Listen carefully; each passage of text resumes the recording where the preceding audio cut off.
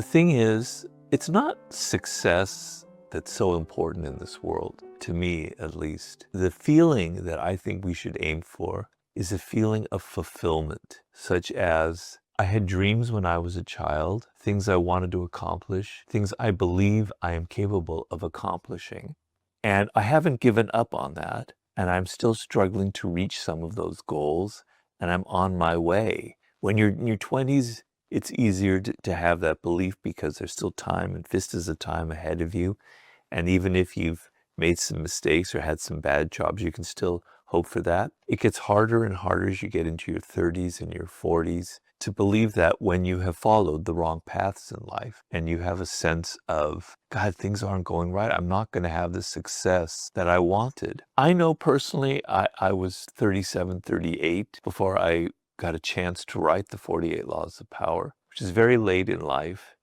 And I got very depressed by that, but I never gave up on myself. So the thing that you want is you don't want to give up on your dreams, on your hopes for the future, because that will age you very quickly and that will have cascading effects on your health, both mentally and physically. Now, if you're in your 60s and you're at that point, it's a little harder, but there's still things you can do. There's still things you can accomplish. You've had incredible experiences.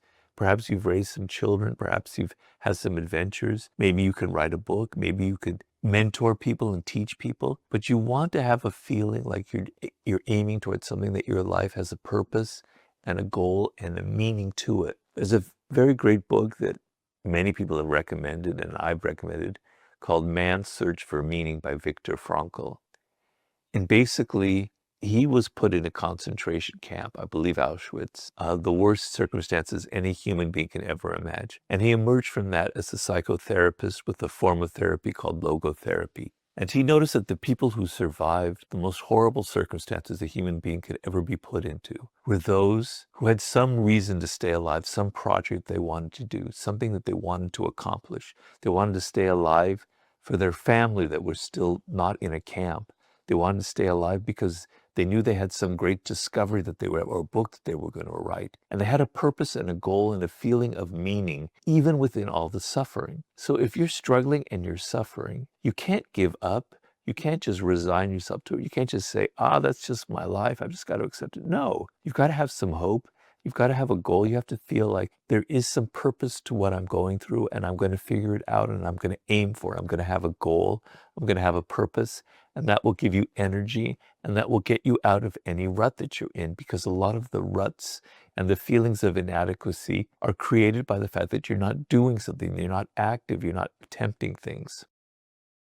저는 인생에서의 목적은 반드시 필요하다고 생각을 합니다. 돈 같은 목적이 아니라 과정에서 만족감을 느낄 수 있는 목적이 말이죠. 물론 돈이 나쁘다는 건 아닙니다. 우리가 돈을 원하는 건 어떻게 보면 당연하죠. 몇만 년 전에는 생존을 위해선 집이 필요했고 먹을 게 필요했지만 이제는 돈이라는 매개체로 그 모든 것들을 구할 수 있으니까요. 근데 저는 아이러니하게도 돈과 명성을 쫓다 보면 오히려 그것들을 얻을 수 없다고 생각을 합니다. 왜냐하면 돈을 쫓다 보면 남들이 하는 걸 그대로 따라하게 되니까요. 남들이 하는 것 중에서 내가 재능이 있으면 모르겠지만 대부분은 재능이 없죠. 그래서 저는 오히려 돈을 벌기 위해서라도 내가 남들보다 많은 가치를 줄 수 있는 것, 그리고 좋아하는 걸 찾아야 된다고 생각을 합니다. 좋아하는 걸 찾아야 되는 이유는 감정 자체가 가장 큰 레버리지이기 때문입니다. 감정은 우리를 움직이게 만들고 집중하게 만드니까요. 그리고 결정적으로 좋아하는 것과 잘하는 건 분리된 개념이 아니라고 생각을 합니다. 잘하면 좋아하게 되고 좋아하면 잘하게 되죠. 저는 그 둘이 순환적인 특징을 갖고 있다고 생각을 합니다. 물론 이런 말들이 처음에 듣기엔 그냥 듣기 좋은 말이라고 생각할 수도 있습니다. 저도 처음엔 그랬거든요. 저는 젠슨 황, 스티브 잡스, 제프 베조스 같은 대가들의 팟캐스트를 듣는 걸 좋아했는데요. 이 모든 대가들이 입 모아서 말하는 게 있습니다. 너의 열정을 쫓으라고요.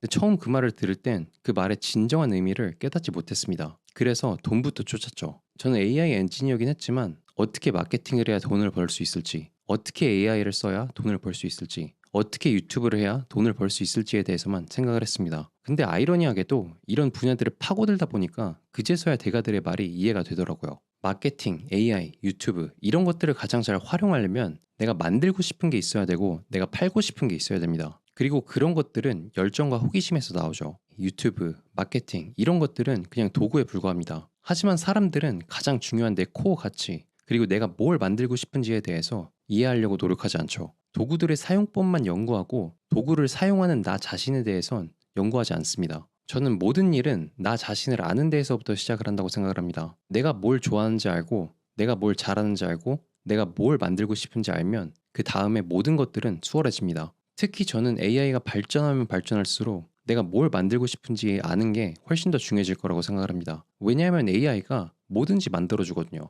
요즘 저는 클로드 코드랑 커서로 코딩을 하고 있는데요. 어느 정도 지식이 있고 개발 패턴만 알고 있으면 정말 뭐든지 만들 수 있습니다. 지식 같은 경우에도 내가 뭐 로켓을 쏘아 올릴 게 아니면 그냥 배우면 됩니다. 가장 큰 문제는 내가 몰입해서 만들고 싶은 걸 찾는 거죠. 때문에 우리는 내가 만들고 싶은 걸 찾는데 더 많은 시간을 투자해야 됩니다. 계속 시도하고 계속 실험하면서 내가 뭘 좋아하는지, 뭘 잘하는지, 뭘 만들고 싶은지를 알아야 되는 거죠. 왜냐면 그걸 알기만 하면 이제는 구현하는 게 훨씬 더 쉬워졌으니까요. 그걸 알기만 하면 모든 것들은 자연스럽게 따라오니까요. 오늘도 시청해주셔서 감사합니다. 유바.